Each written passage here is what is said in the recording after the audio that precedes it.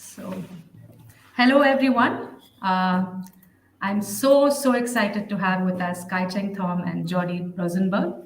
And this is for our third event, which we call Books for Now, where we talk about books of deep impact that speak to various things happening in our society. And we've had two events so far. In the first, we spoke about Hannah Arendt's Origins of Totalitarianism. We just had a discussion. And the second event was hosted by Vijeta Kumar, in which we spoke about Siddalingiah's autobiography, A Word with You World. I just wanted to take a moment and share our great sorrow that Mr. Siddalingiah has passed away due to COVID complications and just mention that. And it was a great privilege to have the chance to engage with his work last March before the lockdown began.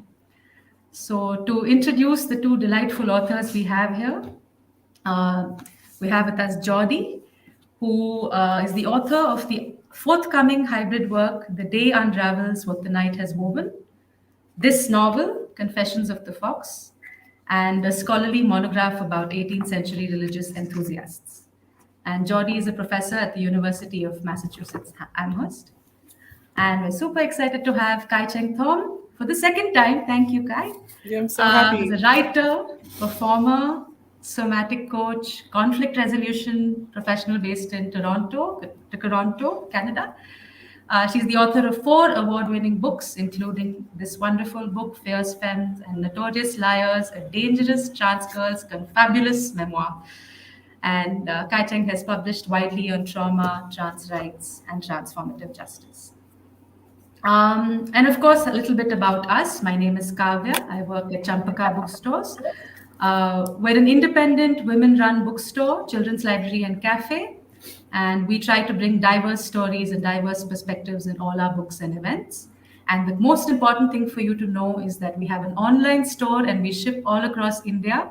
So both these wonderful books are available. Please buy them and please buy lots of other books. We've also launched a subscription program themed around travel. So, without further ado, I'd like to hand over the floor to Cheng and Jordy, and I would love for them to tell us a little bit about what they write, why they write it, and especially very excited to think about how come you chose to write memoir as fiction. I thought maybe we could start with that and see where we go from there. Thank you Over so to you. much. It's such a delight to be back with Champaca for another event. And it's so exciting to be here with an author I admire as much as I admire you, Jordy. I'm mostly stalling so that I can give us some time to think about this question. Do you have anything off the top of your head? Why did you choose to write memoir as fiction? Well, first of all, I was hoping you would go first, but we'll I sort can it out. go. Yeah. No, but I also wanted to thank Kavya and everyone at Champaca for having us. It was a lot of work putting this together, and just very aware of all the labor involved. So thank you. It's really an honor to be here, and especially to be here with Kai, whose work I really love. I always teach Fierce Femmes and Notorious Liars, and I think it's just an incredible work in and of itself, and it's also just a really great work to kind of unsettle students' presumptions around transness, and also about trans writing and trans memoir particularly. So there's so much we could say about Kai's work in particular. I think one of the things I've been thinking a lot, this isn't about my book at all, it's about Kai's. But one of the things I've been thinking a lot about Kai's work in sort of trying to prepare for this event is what a really big deal it is and was the way, Kai, that you really went hard with the genre aspect around sort of, I don't know how you identify it as like magical realism or fabulism or fantasy elements in Fierce Femmes and Notorious Liars in particular. And one of the things that I think about that, because it it's a book that sort of presents itself on the one hand as memoir, but also as just really explicitly, unapologetically fantasy on a certain level. And one of the things I've been thinking a lot about the way you did that and about the meaningfulness of that. And there are a lot of things I could say and maybe will say about it, but one of the things I think is so important, and maybe we'll get into this in more detail, is that I think of the status of queerness and transness right now as so, as sort of inhabiting, sort of, what's so striking is the way that it can be presented as inhabiting entirely opposite poles of a sort of political spectrum. So there's some queer and trans thought, often academic thought, that will represent queerness as transness as sort of the absolute hinge and a sort of exceptional palette of sort of this location, sort of the connection between state violence and capitalist productivity, and that sex and sexuality exemplifies the sort of terrible intersection of discipline and productivity, and also is sort of uniquely co-optable to a kind of bourgeois agenda, right? Like, I mean, just bank floats at pride parades, etc., and gay police, etc.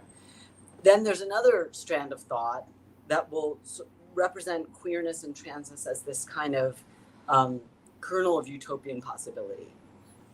And I think both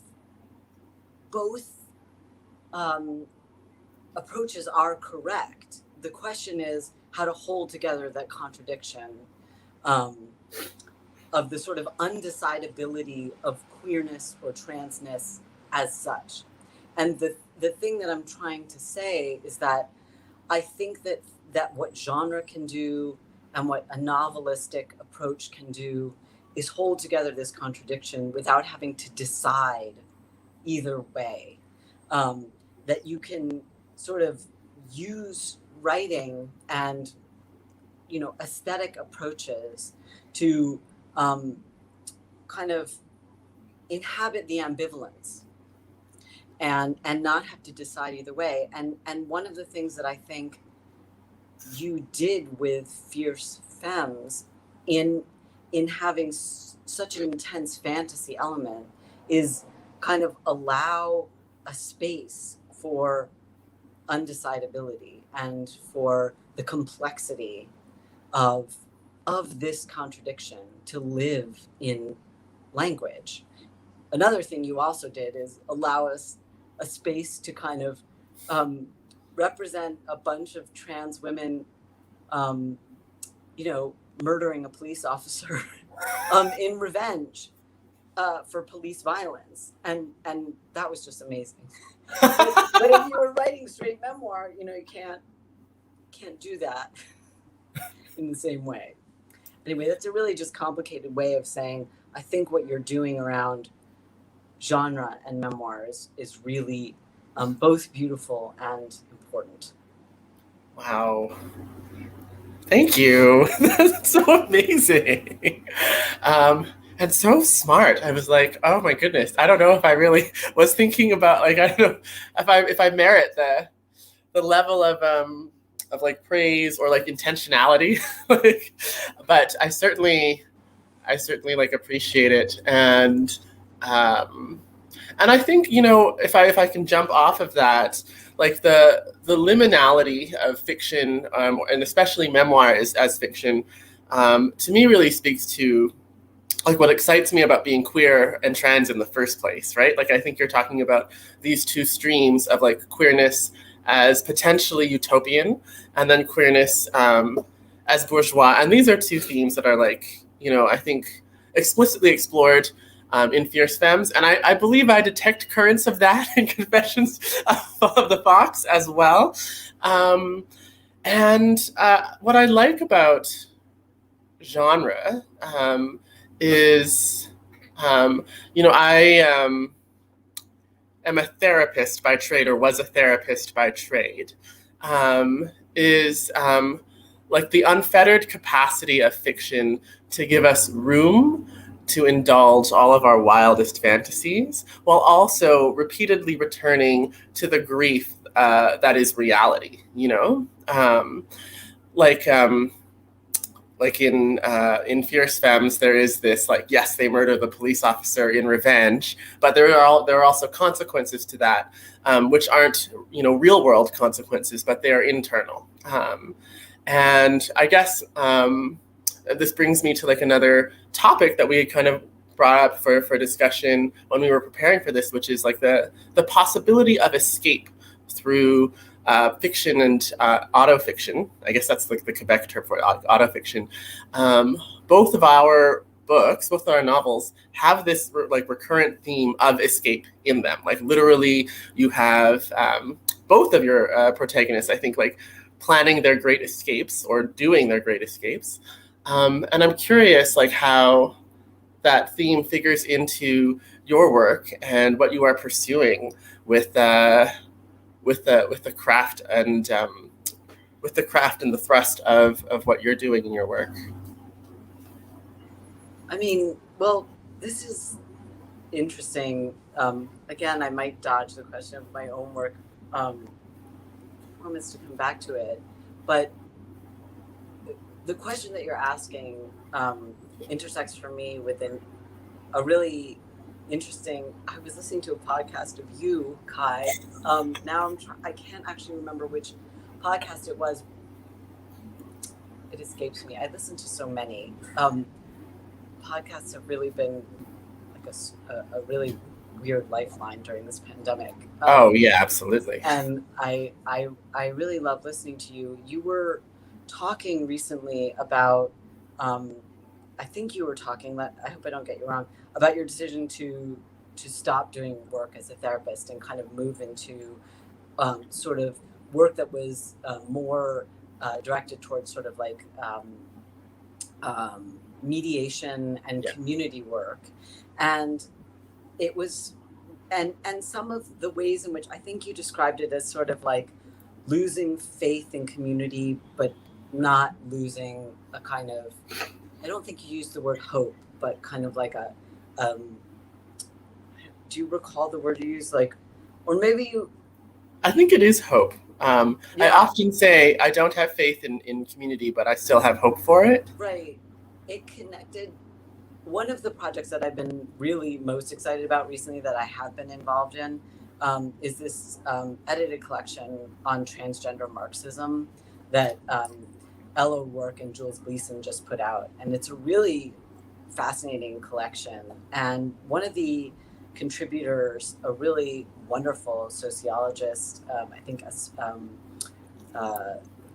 working towards her degree in psychoanalytic practice, Emmy O'Brien or Michelle O'Brien. She has a lot of interesting things to say around the sort of attachments that we have to queer communes that we often enact in very small groupuscules, like 2 or 3 people. We say we're doing like queer communes, or, she doesn't talk about polyamory this way, but, small groups where we imagine we're sort of living outside of capitalism, and the ways in which we get invested in that. And then the ways in which those inevitably, because we're still living under capitalism, fail and repeat and reiterate all the contradictions of capitalism, often in more complicated or interesting but very painful ways.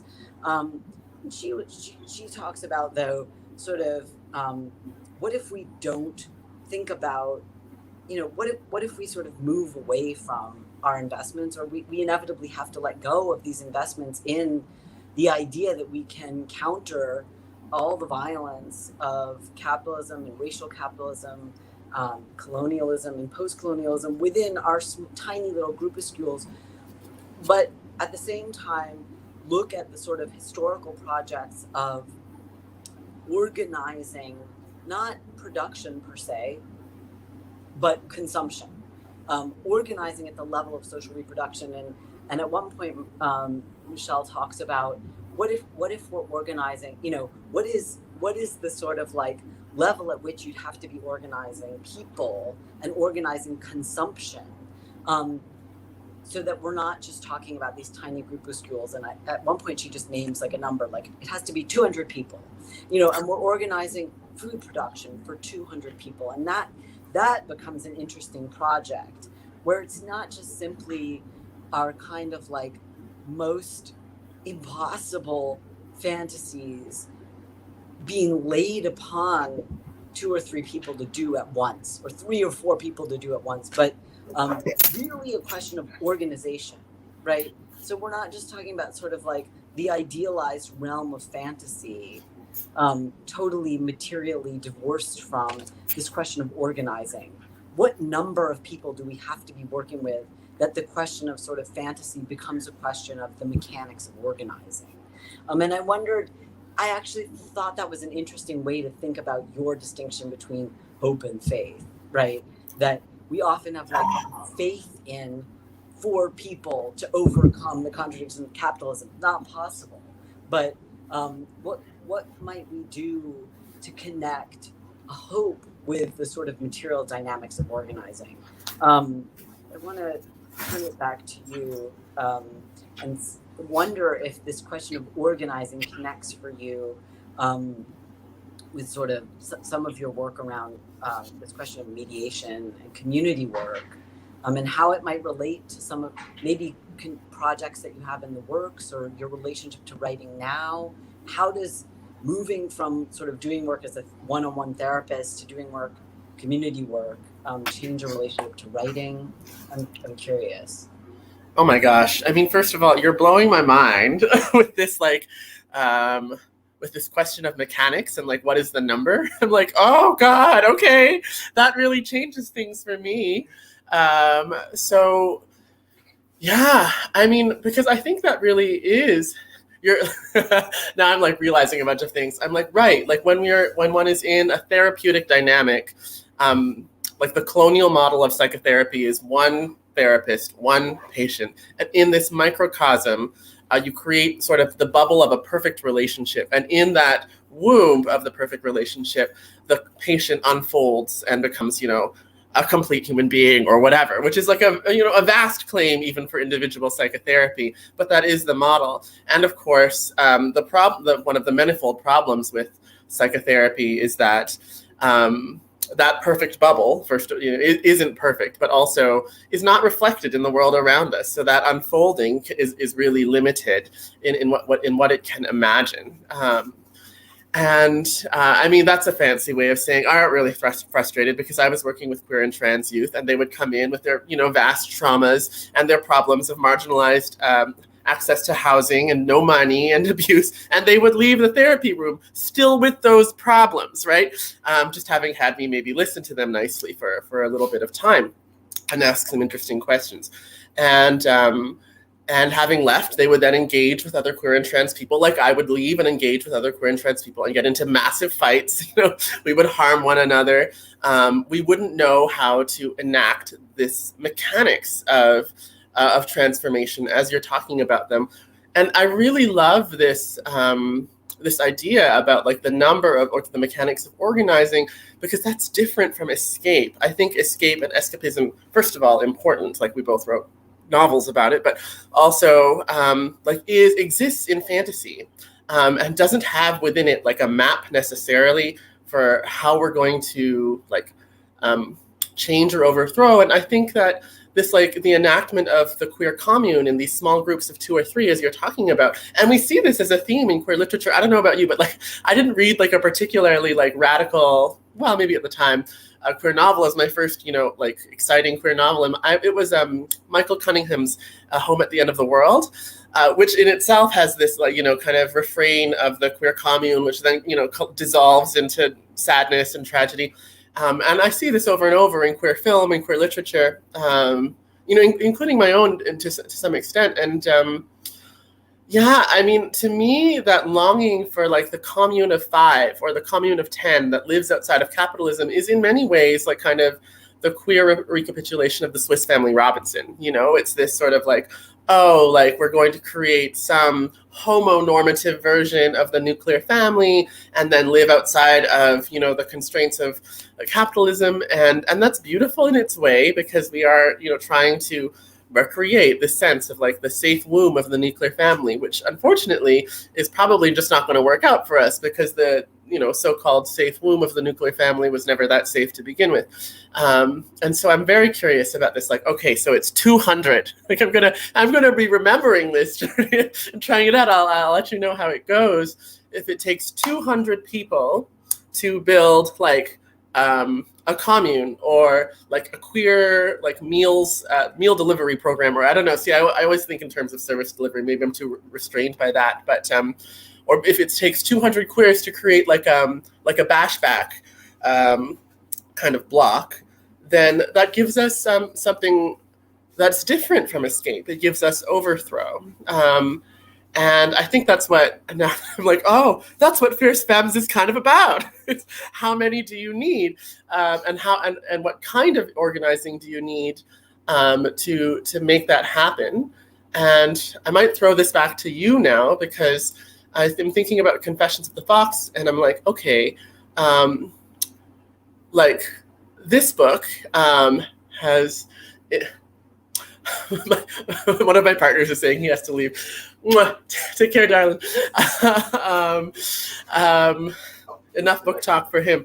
Back to the Confessions of the Fox has at its center, you know, as I'm reading it, a dyad, you know, and I'm curious about what you think about, like where does the dyad of queer and trans relationship come into the work of revolution or overthrow for you, if what we're thinking about now is like, okay, it's like a group of 200. Yeah, so I think, I mean, obviously, I think looking back on one's work, you know, one always sees the ellipses, or the things that were left out, or the things that were impossible to think. The unthought of the book always comes to the fore, right? Looking back on it, that book was very much, you know, I think unabashedly trying to think about the relationship between a sort of one-on-one sexual relationship, a dyadic relationship, the relationship between that and kind of political radicalization. So it really was thinking about the relationship between sexuality and thinking about institutions on a larger scale. It was, for people who haven't read the book, which are most people in the world, it's a speculative historical fiction about a real life 18th century prison break artist and a sex worker who are kind of facing down the formation of the British police force. I was really interested in the ways in, you know, what it might have meant to inhabit a consciousness. Impossible really to imagine, but inhabit a consciousness at that time, the early 18th century, before municipal police existed in Britain, and what it might have been like to sort of see that institution come into formation. They had prisons, they had jails, but they didn't have a municipal police force. And what would it have been like to kind of exist at that time? And so in the book, it's these two people and their group of friends who are kind of dealing with the formation of the British police force. And also the book is kind of trying to imagine, it is very invested in escape. Indeed, I mean, you know, it's a libidinal relationship to escape and fugitivity, and imagines a kind of magical prehistory of testosterone synthesis as conducted by a bunch of mutinied sailors off East India Company ships. The thing that really comes to the foreground to me in looking back on it, or one of the things that is kind of unthought in the book, though it's a kind of condition of the book's existence, again, is this realm of social reproduction and the home and the labor of the home and the labor of reproducing ourselves, both at the level of the self, the dyad, the family, but also as a possible zone of politicization and resistance. So in the book, it's really about thinking about these characters coming into consciousness about how to be political actors resisting these vast institutions. But now I feel like I remain interested in that, but I'm much more interested, I think, in the question of social reproduction as a zone of resistance. And this is something, again, that comes up, I'm happy to say, in the transgender Marxism volume. In particular, there's a author named Kate Doyle Griffiths who's trying to think about there and elsewhere the relationship between sort of queer and trans or life and organizing work and things like the West Virginia teacher strikes of it was now I can't remember, not 2018, but it might have been 2018, where the point of politicization becomes the moment at which the school systems are trying to force teachers to wear Fitbits to track their daily activities in order to get health insurance. And one of the things that a lot of queer and trans sort of Marxists now that I'm interested are trying to think about is, might we think about, queer and trans politics and sort of like a politics of the body and of social reproduction. The poet Kay Gabriel is trying to think about transness as, I've mentioned this before, but it's really beautiful, as the kind of intensive side of an extensive demand for bodily self-determination that extends so much beyond queer and trans people, right? And we think about the West Virginia teacher strike as a form of demand for bodily self-determination, right? Where the teacher strikes finally come together around this, like, enough is enough. Like, we're not wearing Fitbits to prove that we're doing everything in every minute of our day in such a way that we deserve health insurance. I understand in Canada this seems brutal. In the US, It is, yep. Totally, something that has to get fought, at a granular level. But this question of social reproduction, and now I just want to bring it back to writing and social reproduction. What I mean about what fell out of Confessions of the Fox is this question of making food. How did these characters reproduce themselves on a day-to-day level, not just through having sex, although that is a form of social reproduction and the renewing of the self, but making food, getting from place to place. How did they, sustain themselves? And, one author that I always think about as just a master, maybe that's the wrong word, but just a consummate writer of social reproduction is Samuel Delany, right? Yeah. And one of my favorite novels of his, Through the Valley of the Nest of Spiders, I once did like a Kindle search on, it's like an 800-page book. And it's so much about sex, but also cooking and eating. And I did a search for the word, I remember doing the search for the word, I think it was dream versus the word like potato in that book. And potato appears, or corn appears so much more, even though the dreams that Delany writes are the most magical, beautiful, gorgeous, science fictional dreams. But what's happened so much more is like sex and potatoes. And I'm much more interested in writing now, and also political work that's about this zone of social reproduction. And if I could just say one more thing, but along the way, somehow during this pandemic, it became clear to me that Wayne State University had digitized the Dodge Revolutionary Union Movement, or the Drum Archives, the League of Revolutionary Black Workers from the 60s and the 70s. And what's amazing about them is that they've digitized the notebooks, right? And what you have in notebooks is you can see side by side, almost like a medieval tableau. I think about them like these medieval tapestries. You can, because people are taking notes physically, and you can see that they're talking about Lenin's "What is to be done" on the same page as they're taking notes about who's cleaning the break room. One of the things that I've been personally invested in around politics is the grunt work. I've never been interested in, nor do I think that I should be, a kind of like thinker of, really like of what is to be done at like a, really abstract level. I've always just been interested in like, this is old, but like Xeroxing, or who's bringing the food, or who's taking the notes. You always see in political meetings, right? Like cis men and trans men, people get socialized as men. They stop taking notes. They stop taking the minutes for the meetings.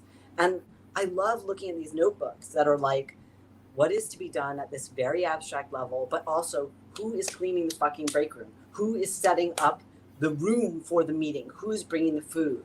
And I'm just really interested in like, how do we do writing that's capturing that connection?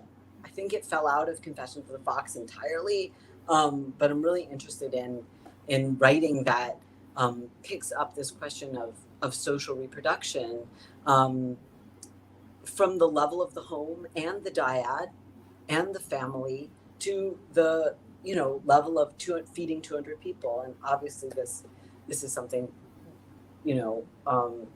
I think that gets that's really key to thinking about community and mediation and the question of sort of the politics of how we live, at a material level, and at a question of the mechanics of it. So I don't know. Yeah.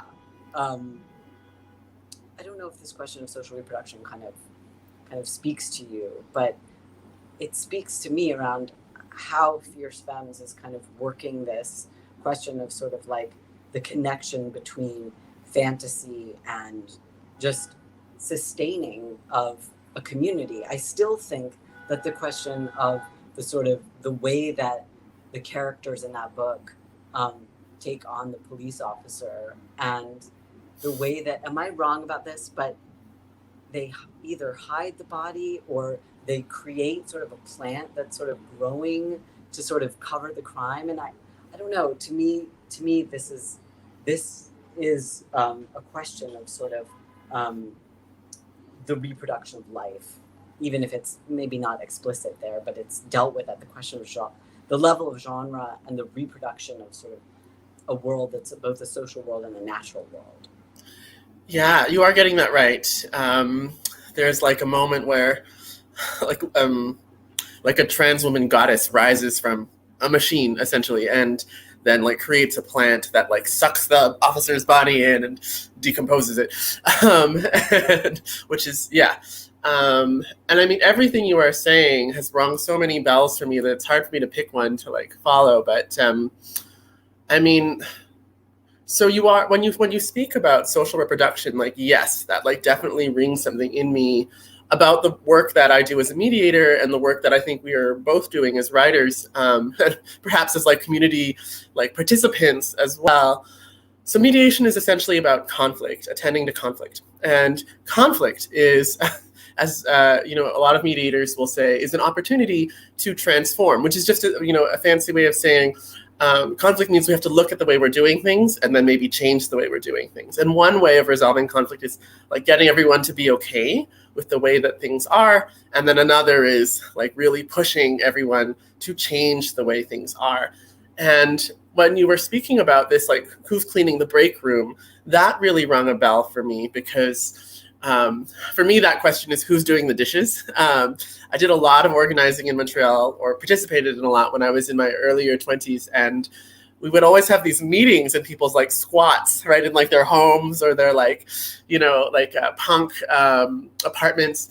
And there would always be women or femmes doing the freaking dishes after having brought the food and made it, right? And then, all like the punk boys, whether cis or trans, would like shuffle out and like, I don't know, have a beer or something. And then we would be like washing the dishes in the back.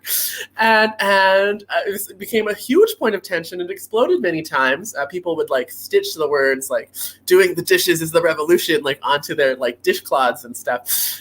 Or like who's doing the fucking dishes, in cross stitch. And this conflict became a way for us to have to re-examine this social reproduction, I think, of a dynamic around labor, and gendered and embodied labor that you're talking about. And I mean, I think similarly to what you're saying, like I look back at Fierce Femmes now, and I feel like, like this question could have been engaged with more deeply, right? Like in Fierce Femmes, the femmes, we sort of assume, like it's sort of implied that they're sex workers and that's how they make their money. But the story really floats on this level of the like relational and not the socioeconomic. Like it's attended to somewhat, but I feel like there could be more in there. And this is why I'm getting excited about about your project of trans Marxist, because I think that in many ways trans politics, at least here, in the global north and in North America and Europe, and perhaps other places too, and trans literature in those regions by default have sort of shifted away from like a socioeconomic or social reproductions analysis of like what is going on. And it is very easy for transness itself, like this demand for like bodily autonomy that you're talking about and that your novel explores, to be co-opted, I think, into like an unthinking or unintentional reproduction of social and gendered relations. Like particularly, I'm fascinated by this question of medical transition, which, I've done, right? And it's like that reproduction, which of course, a gender critical or like trans exclusionary radical feminist might kind of attack as, simply like recreating and reifying like gendered notions of the body or like sexed notions of the body, and how like what is the dynamic that allows trans people to escape this kind of like petty bourgeois, like I see it especially now in North America, this like, ooh, well, like I'll transition and I have this perfect doctor and the surgeons will sculpt my body into like the perfect replica of a cis body. And then I'll live my authentic life, as a cisgender person who happens, to be of trans experience, at some point in the past. I don't know, I might pause there because I know I just said a lot of incendiary things. Yeah, anything coming up for you, Kavya? I know that you're here with us too. I'm riveted, so I'm just taking notes and notes and notes. But I might fumble a bit asking this, but it's interesting for me when you talk about the social reproduction of things and the materiality of like organizing and things like this. And for me, when we come back to the idea of your books, where what I find most interesting is that you refuse to explain the lives of these trans people in a way where you try to neither of you explains it all to anybody to understand, the way that usually one expects trans stories to be written, that you have to witness the suffering, you have to witness all the modalities of what goes on with the body and the feeling, and the person writing it has to lay bare that thing for something to transform socially. So for me, it's very interesting, the things that you're talking about, the real life mediations and organizing and dishes, and how it comes into your writing. What kind of transformation did you want to transform anything? What kind of suggestion did you want to make to your readers about the possibilities, of these lives? And I'm sorry, I'm not being very clear, but just the sense of like the playful escapism of your books, where you have criminals and outlaws, and you're refusing to sort of give up a perfect sense of this trans self that has to be witnessed by the reader. But your work as people involves transforming things away from the givens of everything.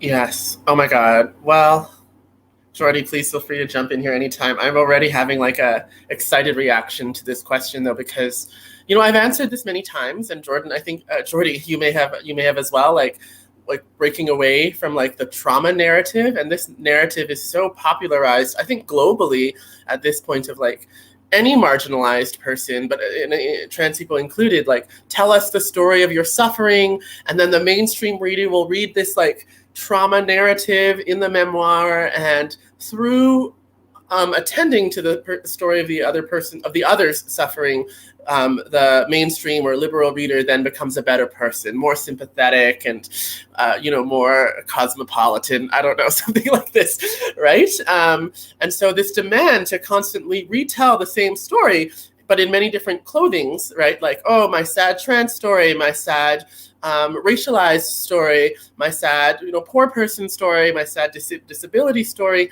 is in many ways itself a social reproduction, right? Like over and over and over again, this is how like a broken cycle by which the othered like subject is meant to sort of enter like normality, or like some state of like some state of social grace, I suppose. And I mean, I've always said lots of stuff in the past about how, I just didn't want to tell that story. I wanted my book to be fun and be adventurous and not so sad. But because we're talking so much about like revolution and the conflict today, I think the piece that stands out for me, it's newer in this conversation, is like the criminality piece. Both of our novels go like deep into the criminal, like to extra legal and illegal kinds of like explorations. And our characters do many illegal things, from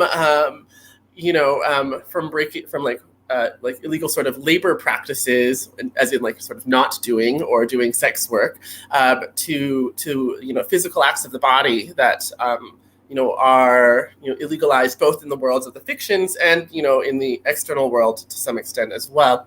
And I think this is the thing, is like criminality holds. I'm just encouraging people to do crime here. Be gay, do crime. This is sort of what I'm saying to you.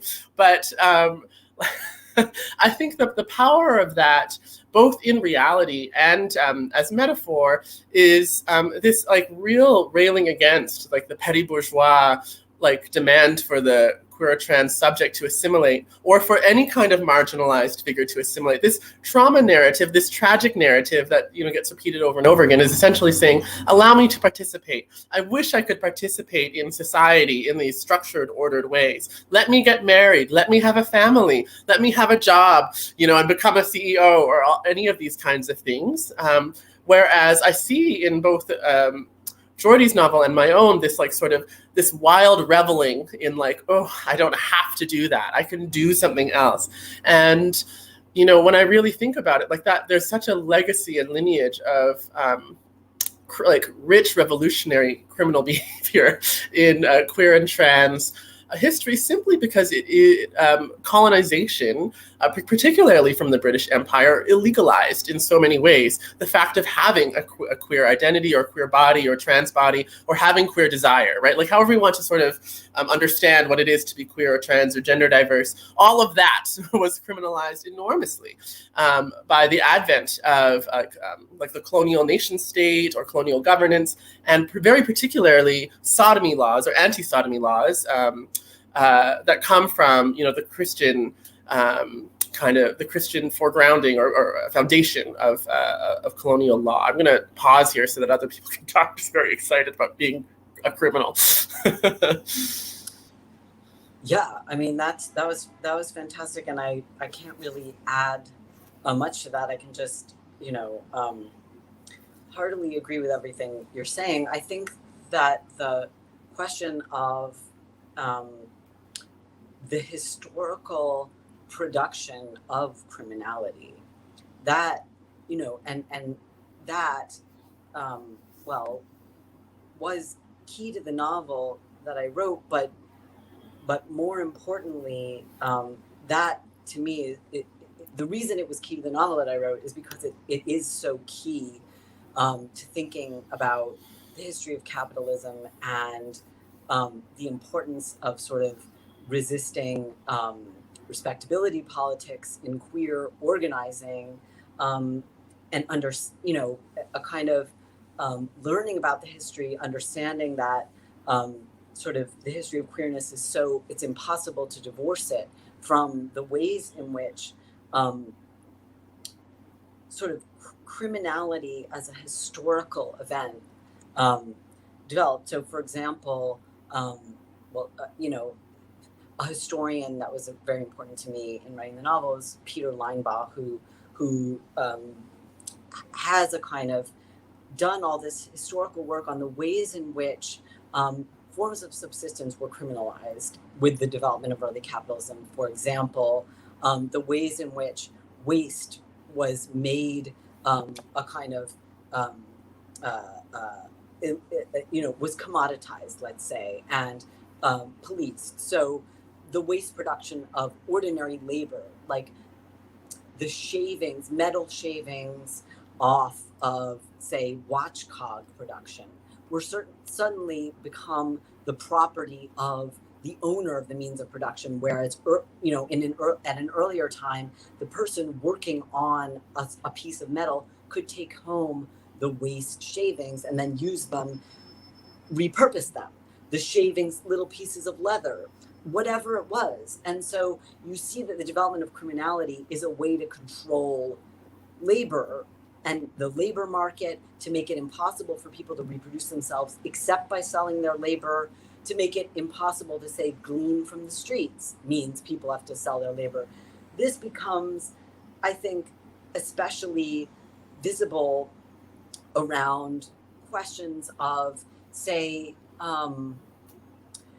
not just sex work, but I'm going to bracket sex work for a minute and talk about this trauma narrative of transness, right? Where the trauma narrative of transness is very much around sort of normalizing through trauma only one narrative of how transness develops, right? Which again is very much divorced from material conditions. So is just about this kind of abstraction of, I'm growing up and I feel wrong about my body and everything is wrong. Indeed, this may be an experience that many people have, but nonetheless, it's not the only way to narrate, right, the kind of successful progress toward productive trans subjectivity that's normalized through medicalized transition. A scholar whose work and conversation has been really important to me is Christina Hanhart, whose book Safe Space is a sort of attack on gentrification and sort of connects the ways in which sort of queer property buying is a kind of leading edge of gentrification. But something Christina pointed out to me long ago is that access to hormones, we need to understand the history of access to hormones, say in North America, around as a labor issue in which, say, sex workers are arguing for access to hormones as part of being safe at work, right? Say in the 60s and the 70s. And so there we have a narrative of transition that isn't about the sort of trauma of just abstractly feeling like you're in the wrong body, but is a collective demand for a labor right, right? And as a kind of safety at work issue. Or we think about the contemporary scholar Treva Ellison, who's working on the criminalization of drag in the 50s in Los Angeles. In other words, whereas something might be a legal form of making a wage, then it becomes criminalized, right? That criminality is not a property of nature. It's something that's being negotiated through these institutions, the institutions of the police, and the institutions of, say, the owners of the means of production. So I think that moving away from this single trauma narrative of transness it's really, really important in a number of ways. There's something that's coming up for me that has to do with it's a totally random point, but it has to do with something you were saying earlier, Kai, about conflict. And I just wanted to get it in that it struck me when you were talking about doing community work and how much of it is about learning to live with and work through conflict and sort of take it on in a really explicit way and not sort of pathologize conflict. It occurs to me that that's such a, I think, a much more productive way to think about conflict and narrative, because, you know, like writing workshop style, they'll always repeat this mantra of like, what's the conflict your character is involved in? And like, this doesn't work unless the character, you know, encounters conflict. And you always are being encouraged to kind of import a conflict into fiction. One of the things I think is great about my friend Andrea Lawler's book, Politics, the Form of a Mortal Girl. Yeah. I always resisted this idea of like certain narrative arcs that have to do with the resolution of conflict. And it has spoken about being much more attached to picaresque as a genre. But in general, I think something you're saying, Kai, really strikes me, because, you know, conflict is all around us and not resolved, but simply lived with and worked through. That, I wonder if it could be turned into like a way of thinking about writing that's based in kind of community work, that's much more kind of about the kind of granular life of conflict, and less so about importing this idea of a kind of arc of conflict that needs to get resolved, that is often just absolutely, you know, reiterated in the kind of workshop model. Everything you're saying is making me want to like scream and dance. So like, I want to respond to everything, and I can only respond to a few things. All right, like I think that last point about, I'm going to see if I can weave criminality and your amazing kind of like insights around the history of criminalization into this piece about conflict and writing and the writing workshop, which, like, first of all, like, I so agree, and like also love Politics, the Form of a Mortal Girl. Like, I like that the writing workshop, I mean, first of all, is in its own way like this very kind of to me, I don't know, I hate the writing workshop in its classic formats. I'm just going to say, like, is such a sort of like insidious form of the reproduction of, to me, what is like actually an imported, for many places, like a colonial way of understanding the creation of literature.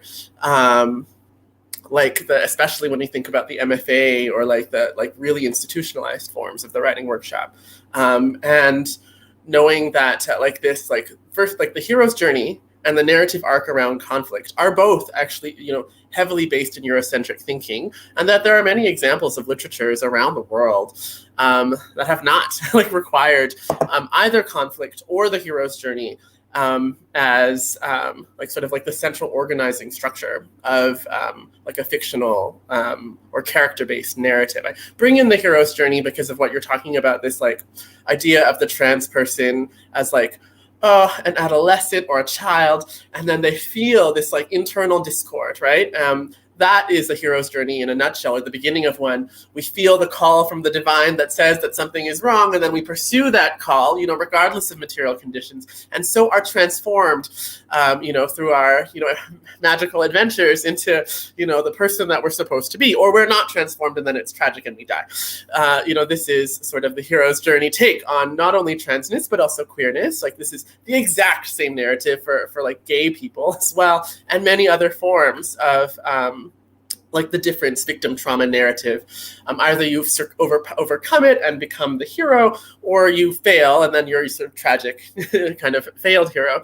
And all of that divorced from material conditions. And I like what you are saying about, I mean, you know, especially as someone, yeah, like the sex work piece and like criminalization, or like the resistance of control, to me really offers this other narrative that is like, life goes on, and there is always going to be the imposition of control upon us. And this seeking of freedom is not like a disembodied call from the divine or something that comes from within, solely from within. It is also something that is about what it takes to survive in a material world. And we have to do that over and over and over and over again. And there is not often resolution for that. And I really wish that there was some way, or maybe we can think of a way, to like tie this into like creative writing education, or the nurturing of like the storytelling capacity in its, many different arenas, because like something I see like as a danger, or something I want to resist, is like the popularization of queer and trans narratives in young adult literature. And I really am focusing young adult for just a moment, because first of all, it's the biggest fiction market in the world, and second, because it is one of the most like politicized yet hyper-controlled markets in the world as well, because we think of literature for children and young adults especially as having a sort of medical aspect to it, where it contributes to the formation of a healthy personality.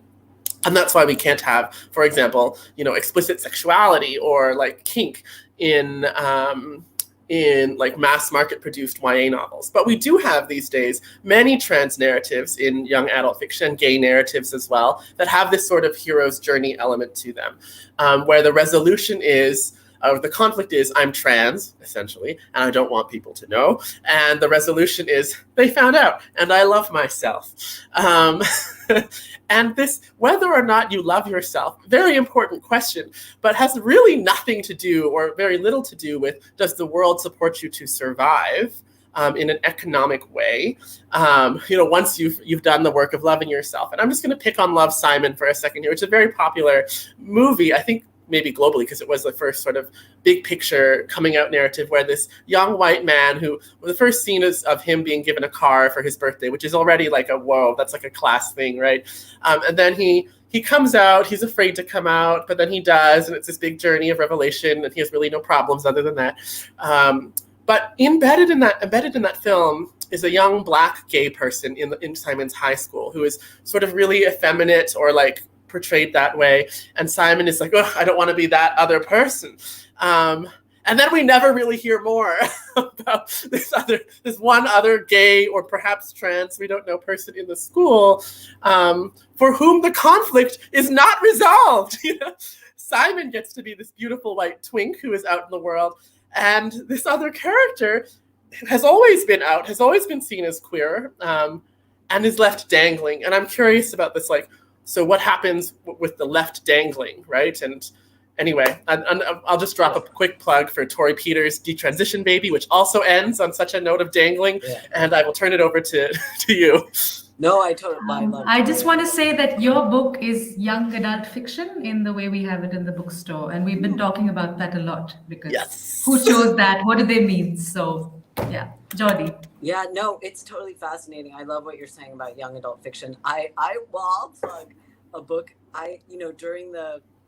During the like, whatever, I'm sure we're getting another wave here, but during a more intense wave of the pandemic here, I was doing a lot of Zoom reading to my little chosen nibbling, and trying to find, and their tastes are getting very, they're only just about 8, but their tastes are getting very sophisticated. So nice. I leapt too far though, and I chose, the trans sci-fi author who I love, Yoon-Ha Lee, has a YA book called Dragon Pearl, and actually it ended up being too difficult, but it was an interesting and instructive lesson. What I found fascinating about it, and to go back to the social reproduction thing, it's a book about like a shape-shifting main character, gender, sex shifting, but also this character can turn into tables and inanimate objects. And it's really amazing. It's just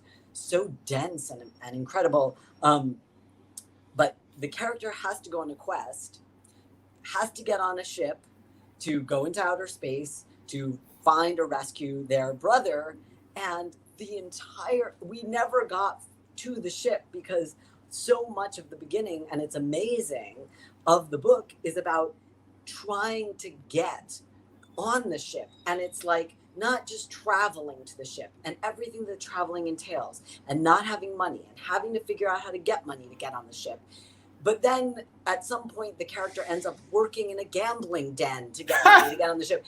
And my poor nibbling is like, still, to their credit, like wants the narrative, and I want them to have the narrative. We're not on the ship. Nope, we're in the gambling den, and I'm just like reading on Zoom, and then I brought a drink to this character in the gambling den, and this kid is like get on the damn ship.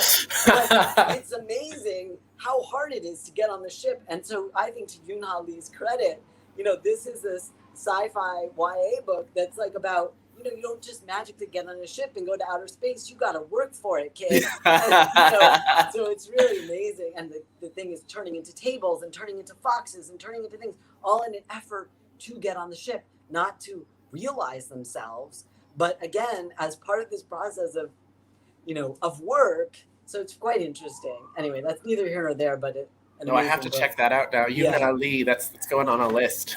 Yeah. So speaking of lists, actually, this is something that we love to ask in every event we do, but influences and favorite books, because I know people are hungry to read more and more and more.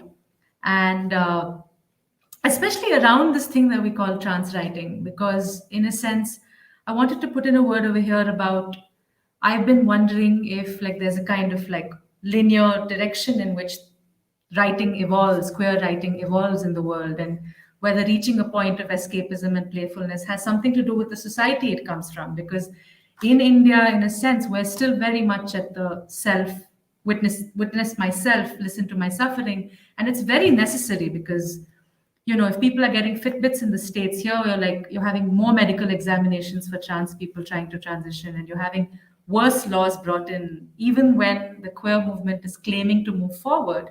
You don't even have basic welfare rights in place over here. So just to think about interesting trans fiction, something that we also want to bring to our shelves and our reading. And of course, Paul is one of our favorite books, but terribly difficult to import. Otherwise, we'd have loved to feature it here also. But yeah, if both of you could tell us about young adult novels and what you've loved and what's shaped the way you've moved forward. In fact, I think Andrea Lawler put up a whole list of reading for people that I've, of course, downloaded and I'm constantly looking at. And most of it is it's mind-blowing even to me, even though I think I've been looking for this all my life. So if you could both talk a little bit about that. Very bookshop-y question.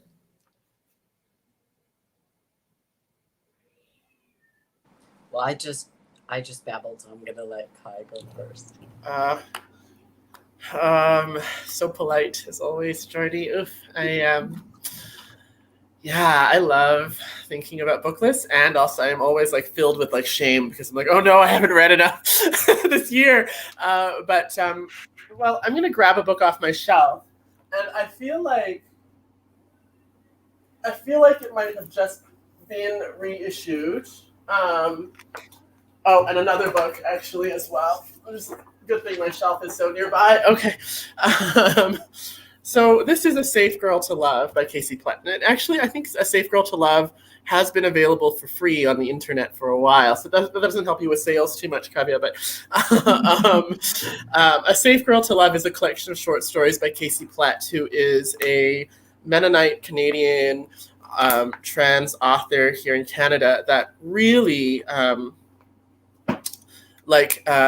I think has really shifted, for me anyway, shifted what trans literature in a realist sense can look like. There's a certain subset of us who are drawn to fantasy and the speculative, which of course is, me and maybe to some extent you as well, Jordy, but Casey Plett really writes in sort of a realist tradition and is just a fantastic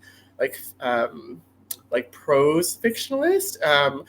And her novel, which I think is on my shelf, but hidden in it somewhere, is her is Little Fish, which won the Amazon First Novel Prize and is just a fantastic work of literature. And so Little Fish will be much easier to import, I think, relatively. And definitely something that I encourage people to buy. This is another novel I think that is difficult to obtain right now, but I expect will be reprinted soon, actually. Rika Aoki's Himele Ahilo, a Hilo song, is actually one of my favorite novels ever. It is a novel that has sort of a big cast of protagonists, and it explores Hawaiian identity through the many different layers of what is the state of Hawaii, but also the like colonized community of Hawaii and the migrant communities of Hawaii, and is not explicitly trans in its subject matter, but is, like, to me, quite queer in how it is done, and really, I think is a fascinating example of how like a full novel can be written around conflict in a very different way than the, like, sort of rising arc, falling arc. There is resolution, but the whole thing is just quite different in its exploration of conflict. And I think Rika Aoki also has a new novel coming out soon from oh gosh, the title of which escapes me. Jordy, maybe you know it. I know it's going to be like a big sci-fi novel. Is it like The Light from Uncommon Stars? Did I make that up? No, Light from Uncommon Stars, yes. Oh, okay, yes. So Rika honestly is like, I believe, like a relatively unsung genius in the literary world in general, like, moving beyond trans circles. And I think that's about to change. Like, the unsung part might be about to change soon. So really recommend looking into her work. And then, are we only talking fiction, or is it all? Absolutely anything. Okay. Then I will plug one more person, and then turn it over to Jordy. There are many, many others that I won't get to name, I'm sure, but I really want to mention Trish Salah, who is a poet and also, like, a very accomplished academic, whose collection, Wanting in Arabic, I keep wanting to pull books off my shelf and being like, oh, they're in here somewhere. Can't show you the anyway.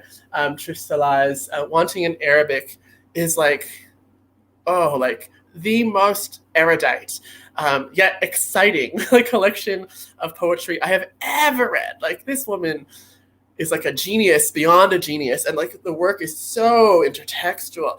I personally am like, I don't think I fully understand more than like 5% of it, but every time I read, I like to think I get 1 more % of this book. Trish, and this book was published a while ago, like I think in the mid-thousands, and it was recently reprinted. So yeah, something to it can be sold with relative ease as well. And I think what Trish was the first trans woman of color to get a Lambda literary nomination, or to prize, actually. She's a winner, and I mean, don't quote me on the historical part of that, but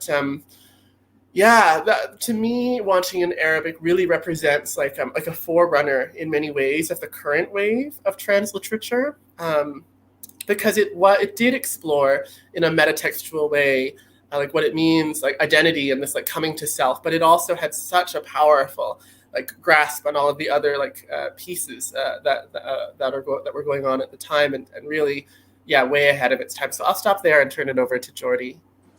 Yeah, this is always, I mean, a wonderful opportunity to plug other writers, and then also induces panic where you're like, oh, the things I haven't read. So I think I'll probably try to restrict things to things that I've read most recently that have made a huge impact on me. I think I've spoken elsewhere, and to like endlessly ringing the bell of River Solomon's new book, Sorrowland, which I think, is it easier for you guys to get books that are coming out in Britain?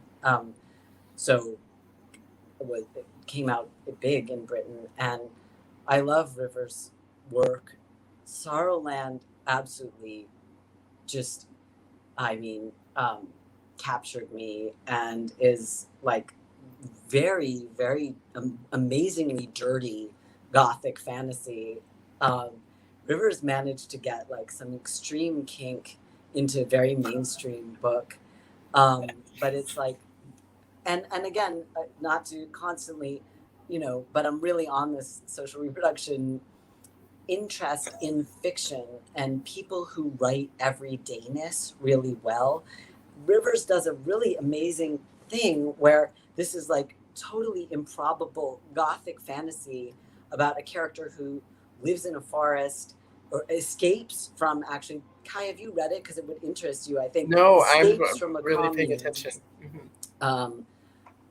Escapes from a commune, lives in a forest, gives birth to twins alone in this forest, and this character is not human and is kind of realizing the non-human capacities of themselves. They're also being pursued like by the CIA and falling in love. And but the kind of reproduction of this character at a daily level in like the first half, where they're living alone in the forest with these babies, is quite incredible. So that Rivers manages to merge high fantasy with this kind of daily question of just getting by, I think is great. I really also love the author Isaac Fellman, who is about to have 2 books come out that I think will be very big, but had a kind of indie sci-fi book come out under their prior name. I don't know if they refer to it as a dead name. Rachel fell under Rachel, but their name is Isaac Fellman, and the book is called Breath of the Sun. This one might be hard to get, but it did win the Lammy, I think, for sci-fi in 2018 or 19. And this actually is a very traditional quest narrative, but it's like a queer quest narrative where the quest has nothing really to do with the queerness, but it's just about these 2 characters who are endeavoring to kind of ascend through a variety of technologies this impossibly high mountain, a mountain that it's rumored like is infinite. And it's just, I do love kind of a quest narrative. After all I'm saying about like, who doesn't? because I have very intense attachments to genre, and I love and I feel that genre as like a popular mode is a really, really incredible way to connect with people that Absolutely. you don't know, because people have these attachments to genre, to certain generic expectations, to the enjoyment of seeing those expectations being broken. And so for that reason, I really just love horror and sci-fi and quest narratives and all of that. I just don't want sort of like transness as a reified thing to be forced into its own genre. I don't think that transness is a genre. And I think part of the problem is that mainstream fiction would like to make transness a genre, when the issue is that really transness should be able to inhabit these other forms of popular fiction and popular genres. That's my literally off the cuff feeling about that. A book that is scholarly work that I think is really important, I meant to mention, is the scholar Durba Mitra's book. It's called Indian Sex Life, and it came out this year. It's related to some things that we've been saying, because she makes the really interesting argument that the figure of the sex worker in the sort of colonial archives, the Indian colonial archives, is the kind of figure through which sociology and the sociological imaginary came into sort of formation, or the idea of society. In other words, she's arguing that the idea of society comes into being through the kind of sort of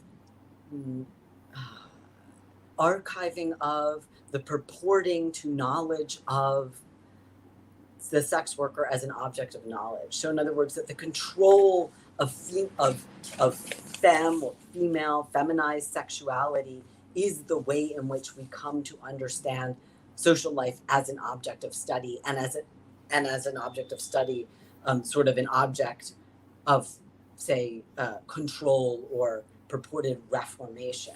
I think it's a very interesting argument, because she's less interested in sort of the recuperation of the idea of the sex worker per se, and rather the understanding of the degree to which the sex worker becomes the sort of concept through which the idea of society in general has come into being. It's a very interesting argument. I'm not doing it any kind of justice here, but I think it's really interesting in a way, because she's moving away from the idea of homosexuality, the split between homosexuality and heterosexuality as the sort of foundation for modern knowledge, as say like Michel Foucault famously argued, but rather this very other different formation. I think it's very, very important. And I just garbled the entire argument, but in any case. No, this is just, I have to just say, I've like been attending a lecture with notes and things like that. So it's very exciting. I just wanted to ask people if they have any questions. And I also just thought I would ask you guys if there's something that you'd like to continue to speak about, or some pending items that are occurring to you. And Oh, can I make one last book plug? So if I yeah, of forgot to. course. I mean, I feel like I've plugged a quick Amitzi before, but I will plug them again. Their book Pet, which is a YA novel, but and not a quest narrative. It's sort of like it is, and it is speculative fiction as well, but in a really, I think this is a great example of like transness inhabiting like a non like a non-reified or like sort of like unexpected space. Pet is like this very in many ways unique, but also it draws upon many of the tropes of YA literature, like the problem narrative in YA literature. Like, oh, I'm just like a kid living in a society and here's a problem that a kid would come up against. Except, of course, the society is a speculative utopian, like actually utopian society in which there is yet still a problem, but it is not a dystopian society. And it's this very haunting, I find myself quite haunted by this novel. It's very short and also quite easy to obtain, I think, relatively, with this exploration of like violence and like adult accountability to children, which I find, very interesting. So anyway, I'll just leave it there. I think a Quake is like a rising star in so many ways. Probably don't need to, well, hopefully you don't need to describe her too much because the name Akwaeke Emezi should be known in the world. But yes, Pet. So someone has said, no questions. Loving the prison to Tumblr spectrum of this conversation. Can it go on forever? We can take turns bringing the food, washing the dishes, taking notes, and embroidering the revolution. Thank you, Ishani. How lovely. So I just want to thank you both for this incredible conversation, which I also wish we could keep going on forever. And I hope that this horrible, long-drawn pandemic ends and we're able to see each other somewhere, someday, maybe at the bookstore. It is an exciting country, even though a terrible one. And just want to tell everyone who's here that the books are available at the bookstores. Please read them, please buy them, and write to us with any questions you may have, and we'll be in touch. So thank you both. That was just delightful and wonderful. And I hope to hear you again in different forms and read more. Can you just tell us a little bit about your upcoming work? I forgot to ask about that. Oh, I just spoke, so Jordy, please. My upcoming work is, I think it's really, I'm very interested in humor writing. Humor is a way of just really communicating with an audience and just the pleasure of writing. And so it's really invested in sort of humor as critique, but and the connection between humor and critique, sort of historically. But it's essentially, maybe I was supposed to write a trans memoir, and it's not a trans memoir, but it's sort of my mother's fictionalized memoir, written, very interested in writing in her voice, and that was a very she was very funny. She was quite mean, but she was very, very funny, and really interested. I'm just finding myself very drawn to thinking about that perspective and the possibilities for humor. So. Oh, wow. I'm so excited to read that, Jordy. And I need to laugh also, so I'm especially excited for that reason. Though I suspect also that your fictionalized memoir in your mother's voice might be like funny and also have like deep emotion, deep other currents of emotion in it as well. I'm also, I mean, my poor agents are so patient with me. I'm like, I don't know when this book is actually going to get done. It's halfway done, and it's been paused halfway done for a while. But I am writing a fictionalized yeah, I don't know if it's memoir, but fictionalized autobiography as well. Where I like to think of like Fierce Femmes as like truly it's not my memoir. Like it's a character's memoir, but it's like some of the things are based on me. This book I'm writing is like it is my memoir, but like heavily fictionalized, and like sort of interwoven with these made up fairy tales. And the conceit of the of the project for me is like there's like one chapter that's fictional memoir and or memoir fictionalized memoir, and then one chapter that's a fairy tale, and then as the book continues, the two start to become less distinguishable. I'm very curious right now about madness and horror as well, Jordy. I think horror and humor are in many ways like flip sides of the same thing. And this pandemic has been such an opportunity to feel just like horror, like that sort of embodied sense of like I can't bear this, like something has to happen, but nothing happens. And so anyway, I'm very curious about horror and madness in the feminine and whatever the feminine is, and like how that emerges in narrative. Yeah. Sounds amazing. I love how you write, magical fiction. So I'm really looking forward. Thank you. And we're really looking forward to reading all of the books you've mentioned and your future books, and maybe sort of kidnapping you into future conversations for our store as well. Would love that. Maybe in person someday in the I really hope future. so. Yes. Thank you so much. I want to just thank you so much for having us. And it's such a pleasure to get to talk with Kai as well, who we've never really gotten to have a books conversation. So I'm such a fan. So thank you. Same here. Really grateful. Thank you, Jordy. Thank you, Kavya. Thank you, everyone at Champaca and everyone who's here. Really. Thank you so much. And thank you, everyone who's been here with us. So I'm going to end this now and see you soon. Okay. Bye. Bye.